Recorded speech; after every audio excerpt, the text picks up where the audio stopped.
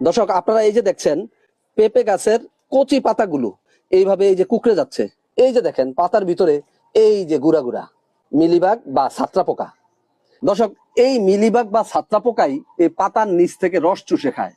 রস চুষে খাওয়ার পরে পাতাগুলো এইভাবে উপর থেকে কুঁকড়ে যায়। তাইলে আপনার এই গাছটি বাড়বে কিভাবে? আজকের পর্বে তুলে ধরবো এই যে লিফ কার্ল ভাইরাস কেন হয় এবং কিভাবে এই লিফ কার্ল ভাইরাস রোগ প্রতিরোধ দমন করবেন তার বিস্তারিত। আসসালামু আলাইকুম, আমি মনিরুজ্জামান, উপসহকারী কৃষি অফিসার, বরুড়া, কুমিল্লা। চলুন দর্শক, আমরা এখন জেনে নেই আপনার এই যে পেঁপে গাছের পাতাগুলো এই যে এরকম কুঁকড়ে যায়, এটা কেন কুঁকড়ে যায় এবং এই লিফ কার্ল ভাইরাস রোগ কেন হয়, কিভাবে প্রতিরোধ করবেন। দর্শক, আপনারা যখন পেঁপে গাছ লাগাবেন, পেঁপে গাছ লাগানোর পর প্রতি 10 থেকে 15 দিন পর পর আপনারা নিমবিসিডিন অথবা নিম তেল প্রতি লিটার পানিতে 5 মিলি হারে আপনারা স্প্রে করে এই শোষক পোকা মারতে পারেন।